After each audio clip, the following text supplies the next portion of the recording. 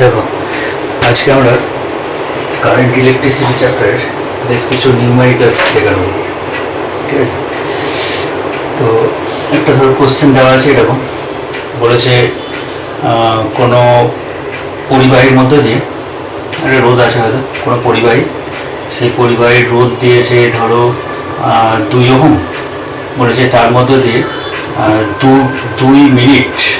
2 minute ধরে তড়িৎ প্রবাহ পাঠানো হয়েছে। কোনো পরিবাহীর মধ্যে দিয়ে তড়িৎ প্রবাহ পাঠানো হয়েছে 2 মিনিট ধরে।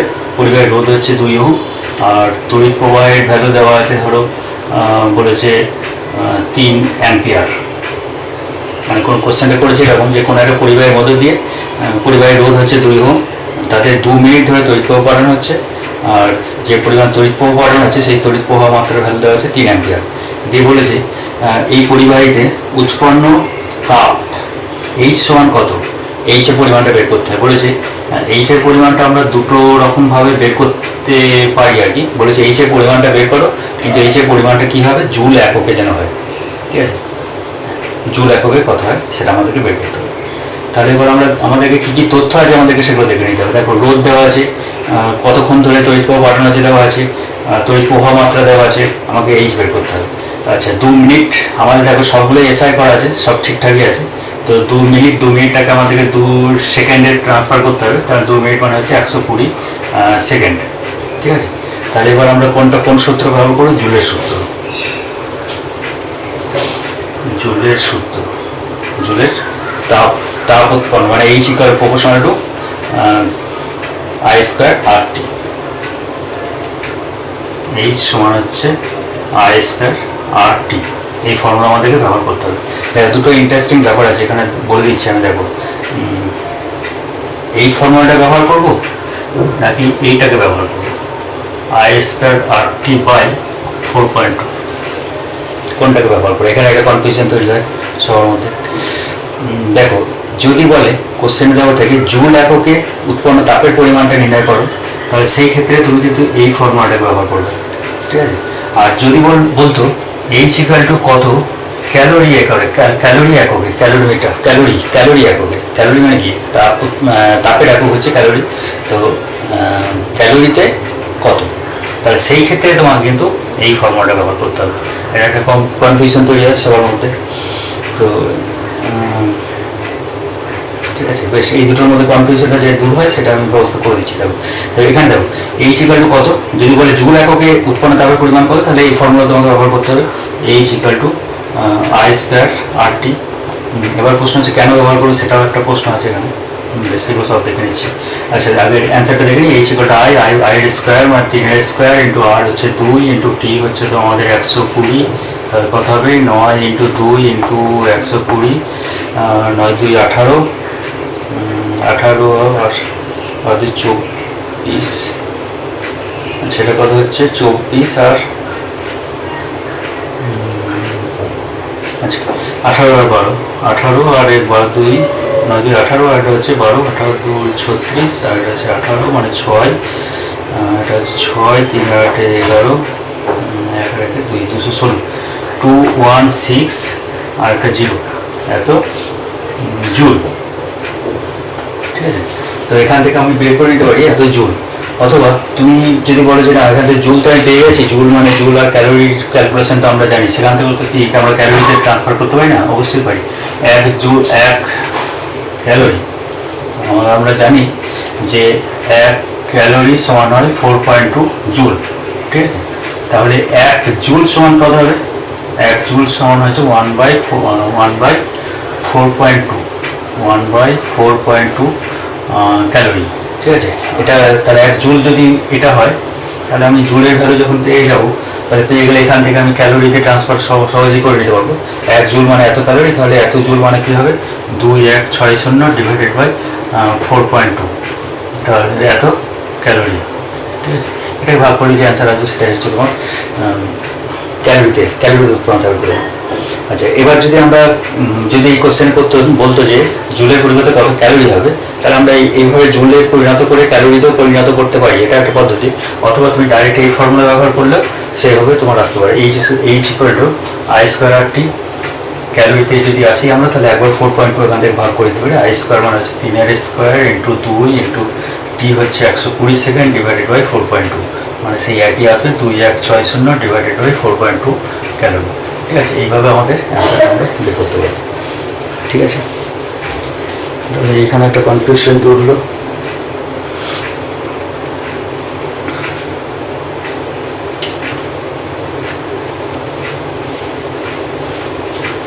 আচ্ছা, লিখে নাও।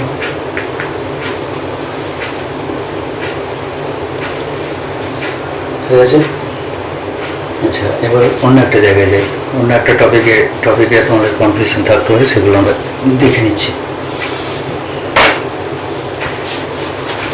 তোমরা দেখতে থাকো, যদি কোনো জায়গা তোমাদের মনে হয় যে একবার বলে দিলে ভালো হয়, তো সেই জায়গাগুলো আমাকে একবার কমেন্টসে জানিয়ে দিও, যে এই জায়গাগুলো আবার রিপিট করলে বা এই জায়গার কোনো পার্ট আর কি, কোনো পার্ট একবার পড়িয়ে দিলে তোমার সুবিধা হবে, তো সেই জায়গাগুলো আমাকে একবার জানিয়ে দিও, আমি সেই জায়গাগুলোর উপর একটা ভিডিও বানিয়ে দেবো। আচ্ছা দেখো, এবার আমরা একটা আসি, একটা কোশ্চেন হয় এরকম যে ধরো দুখানা তড়িৎ যন্ত্র, একটা বলেছে 220 ভোল্ট 40 ওয়াট, ঠিক আছে, আর একটা যন্ত্র বলেছে 110 ভোল্ট 40 ওয়াট। তো এটা একটা তড়িৎ যন্ত্র আর একটা তড়িৎ যন্ত্র। বেশ, তড়িৎ যন্ত্র বলতে কোনগুলো বোঝে, বাল্ব বোঝাতে পারে, পাখা বোঝাতে পারে, বা তড়িতে প্রয়োগ থেকে চলে এই ধরনের যে কোনো যন্ত্র। তো একটা বাল্ব, এটা হচ্ছে একটা B1 বাল্ব বলি, এটাকে একটা B2 বাল্ব। তো এই দুটোর মধ্যে পার্থক্য কি? দেখো, দুটোর মধ্যে দেখো পাওয়ার দেখাচ্ছে 40 ওয়াট, এখানে দেখা যাচ্ছে 40 ওয়াট। তো এই দুটোর মধ্যে পার্থক্যটা কি সেটাকে বুঝতে হবে। দেখো, এই যে বাল্বটা দেওয়া আছে, এই বাল্বটা থেকে কি বোঝাচ্ছে বলতো? এই বাল্ব থেকে বোঝাচ্ছে যে আমি যদি এই বাল্বটাকে 220 ভোল্ট লাইনের সঙ্গে সংযুক্ত করি, তবে কিন্তু সে এই 40 ওয়াট ক্ষমতা তার থাকবে। ঠিক আছে, 40 ওয়াট ক্ষমতা মানে কি? 40 ওয়াট মানে হচ্ছে 40 জুল পার 1 সেকেন্ড, মানে 1 সেকেন্ডে সে 40 জুল করে শক্তি ব্যয় করবে। ঠিক আছে, তো এই বাল্বটাকে কত লাইনের সঙ্গে সংযুক্ত করতে হবে? 220 ভোল্ট, মানে সোর্স আমরা বলি না, এটা ধরো ব্যাটারি, এখানে ধরো বাল্বটাকে লাগানো আছে, এটা ধরো বাল্ব, এটা মাইনাস, এটা প্লাস, এই যে সোর্সটা হবে সেটা হবে 220 ভোল্ট। ঠিক আছে, যদি হয় তাহলে এখানে যে এই যে বাল্বটা ব্যবহার করা হয়েছে এখানে, সেই বাল্বটা কী করতে পারবে? তখন 40 ওয়াট করে, তখন তার ক্ষমতা হবে 40 ওয়াট। তার মানে কি? সে 40 জুল পার সেকেন্ড করে শক্তি তখন ব্যয় করবে। তাহলে এর সোর্সটা কত হবে? 220 ভোল্ট। আচ্ছা, এর ক্ষেত্রে কী হবে? এই বাল্বটার ক্ষেত্রে এই যে সোর্স মানে উৎসটার কথা বলা হয়েছে, সেটা হচ্ছে 110 ভোল্ট।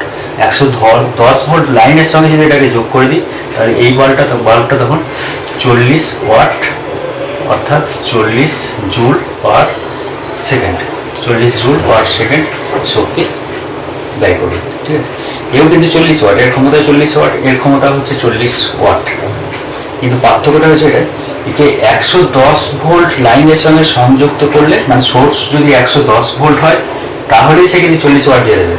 কিন্তু এই যে বাল্বটা আছে, সেই বাল্বটাকে সংযুক্ত করতে হবে আমাকে 220 ভোল্ট লাইনের সঙ্গে, তবে সে 40 ওয়াট, তার ক্ষমতা হবে 40 ওয়াট, মানে কি 40 জুল পার সেকেন্ড। আচ্ছা, তাহলে এবার একটা প্রশ্ন হতে পারে, আচ্ছা ঠিক আছে, তো এই দুটো বাল্বকে আমি দুটো বাল্বকে যদি আমি একই সোর্সের সঙ্গে, একই ধরনের, একই ভ্যালুর সঙ্গে এবার যদি যোগ করি, তাহলে কার ক্ষমতাটা বেশি হবে? প্রশ্নটা বলা হলো যে ঠিক আছে, দুটো বাল্ব ঠিক আছে, 220 ভোল্ট 40 ওয়াট, ওটাও বুঝলাম আমি, 110 ভোল্ট 40 ওয়াট, ঠিক আছে। কিন্তু এবার আমি কি করব? আমি এবার একটা কাজ করতে চাইছি, যে এই বাল্বটাকে আমাকে যে সোর্সটা ব্যবহার করব সেটাও আমার 220 ভোল্ট হবে, আর এই বাল্বটাকে যেখানে ব্যবহার করব সেই বাল্বের জন্য যে সোর্সটা হবে সেটাও হবে 220 ভোল্ট।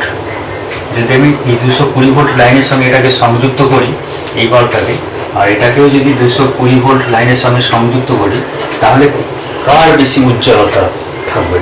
মানে কে বেশি পরিমাণে আলো দেবে আর কি, কে কার উজ্জ্বলতা বেশি হবে সেটা আমাকে বের করতে হবে। ঠিক আছে, তো এবার একটা জিনিস দেখো, এই যে বাল্বটা আছে, এই বাল্বটা তো প্রথমেই বলে দেওয়া আছে 220 ভোল্টের সঙ্গে যদি সংযোগ করি তাহলে 40 ওয়াটসে ক্ষমতা, তার ক্ষমতা হবে 40 ওয়াট, মানে সে প্রতি সেকেন্ডে 40 জুল করে শক্তি ব্যয় করবে। ঠিক আছে, 40 জুল করে প্রতি সেকেন্ডে শক্তি ব্যয় করবে 220 ভোল্ট লাইনের সঙ্গে, সে ঠিক আছে। আচ্ছা, এর তো অবস্থা ছিল এরকম 110 ভোল্টের সঙ্গে লাগালে তবেই 40 ওয়াট তার ক্ষমতা হতো, কিন্তু এবার আমি এটাকে, এই বাল্বটাকে নিয়ে এসে আমি 220 ভোল্ট লাইনের সঙ্গে সংযুক্ত করেছি। এবার তাহলে কি করবো, উজ্জ্বলতাটা কি এর থেকে বেশি হয়ে যাবে না কমে যাবে সেটা আমাকে টেস্ট করতে হবে। আচ্ছা, আগে দেখো এখানে কি কি আমার তথ্য দেওয়া আছে সেটা দেখে নাও। এই বাল্বটার ক্ষেত্রে এই বাল্বে দেখো পাওয়ার পি দেওয়া আছে 40 ওয়াট, আর ভি দেওয়া আছে 110 ভোল্ট। আচ্ছা, তাহলে পি আর ভি যখন দেওয়া আছে তাহলে আমি এখান থেকে আরটাকে বের করতে পারি। আর কত? আচ্ছা, আর বের করার জন্য আমরা দেখো আমাদের একটুখানি পুরোনো ফর্মুলার মধ্যে একটু ফিরে যাক।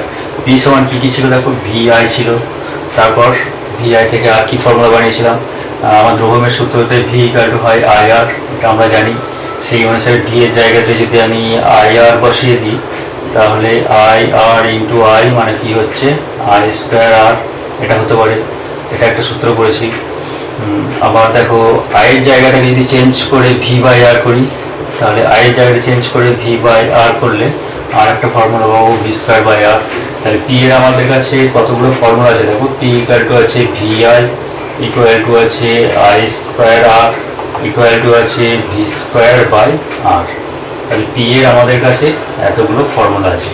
এবার এখানে কোন ফর্মুলাটা ব্যবহার করলে আমি আর এর ভ্যালুটা পাবো দেখো, পি আছে ভি আছে আর আছে, তাহলে পি আছে ভি আছে আর আছে, তাহলে এই ফর্মুলাটা ব্যবহার করতে পারি আমি যে পি ইকুয়াল টু হচ্ছে ভি স্কোয়ার বাই আর, এই সূত্রটা আমরা ব্যবহার করবো। তাহলে এখান থেকে দেখো আর ইকুয়াল টু কী দাঁড়াবে, আর ইকুয়াল টু হচ্ছে V square by R, V square by P, V square by P সমান কী হবে ভি স্কোয়ার, ভি মানে কত ছিল দেখো, প্রথমে ছিল 110 ইন্টু 110 বাই পি, পি কত ছিল 40, তাহলে 4 দিয়ে কাটো, তাহলে কত হচ্ছে 11 121 আর একটা 0 বাই 4, তাহলে একে ভাগ করলে কত পাওয়া যাবে দেখো, 4 দিয়ে যাবে কি 4 দিয়ে যাবে না, তাহলে অর্ধেক বাই 2 থাকবে, 2 দিয়ে কাটলে এটা আসবে 6 0 5 605 বাই 2, 605 বাই 2 ওহম। ঠিক আছে, বেশ ঠিক আছে, এই বাল্বটা যেটা ছিল সেই বাল্বটার রোধ হচ্ছে 605 বাই 2 ওহম হয়েছে। এবার এই রোধটাকেই তো লাগিয়েছে এখানে, রোধটা তো পরিবর্তন হবে না, বাল্বটা তো এই ভোল্টেজটাকে সোর্সটাকে চেঞ্জ করে দিয়েছে ঠিক আছে, কিন্তু ওই বাল্বের যে রোধটা আছে সেই রোধটা তো চেঞ্জ হবে না, রোধ যা ছিল তাই থাকবে 605 বাই 2 ওহম।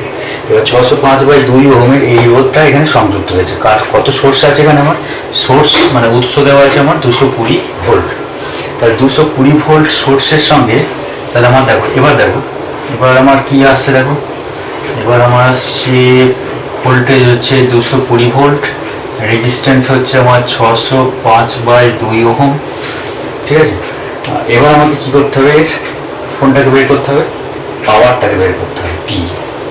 এবার আমার পি কত হবে এই ক্ষেত্রে, তাহলে এই ক্ষেত্রে এবার পি ইকুয়াল টু দেখবো ভি আর আর দিয়ে আমার ফর্মুলা কী আছে, ভি আর আর দিয়ে এটা ভি স্কোয়ার বাই আর, তাহলে পি ইকুয়াল টু কী হয় ভি স্কোয়ার বাই আর, তাহলে ভি স্কোয়ার মানে আমি কত বসাবো 220 ইন্টু 220 ডিভাইডেড বাই আর, আর মানে কত 605 বাই 2 আছে।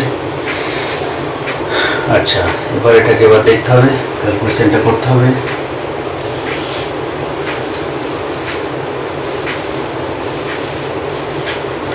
আচ্ছা, ক্যালকুলেশনটা করে দেখো কি আসে, এই সমান হচ্ছে 220 ইন্টু 220 ইন্টু 2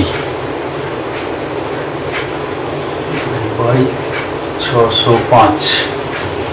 আচ্ছা, এটা 5 11 দিয়ে তো যাবে মনে হচ্ছে, 11 দিয়ে ভাগ করলে 5 5 11 55, 5 11 দিয়ে 20।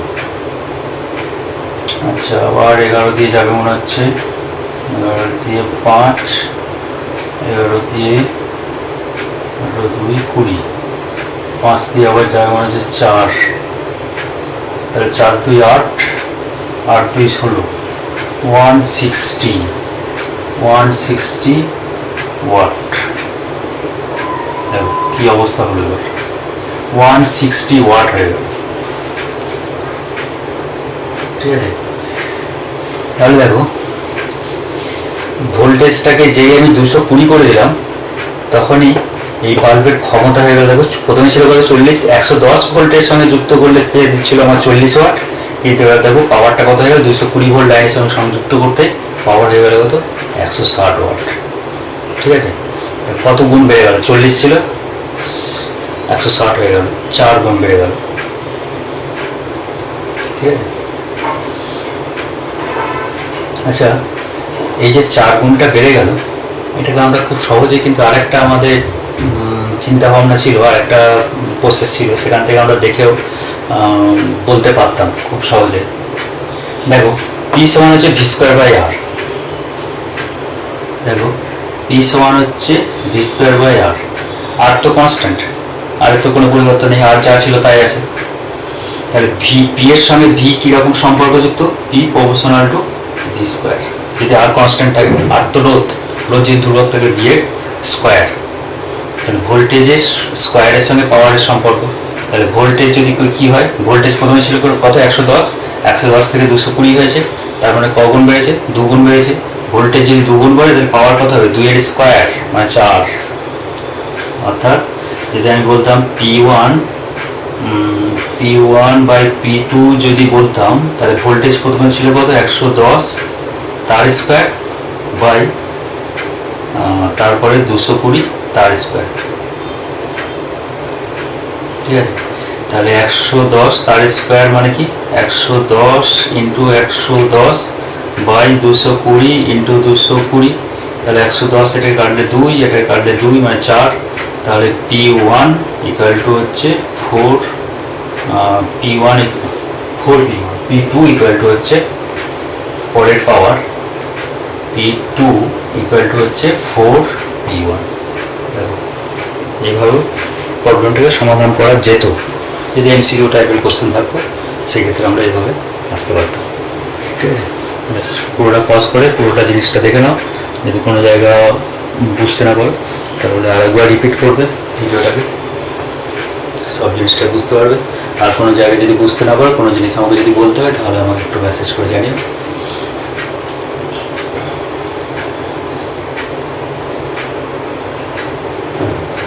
ঠিক আছে,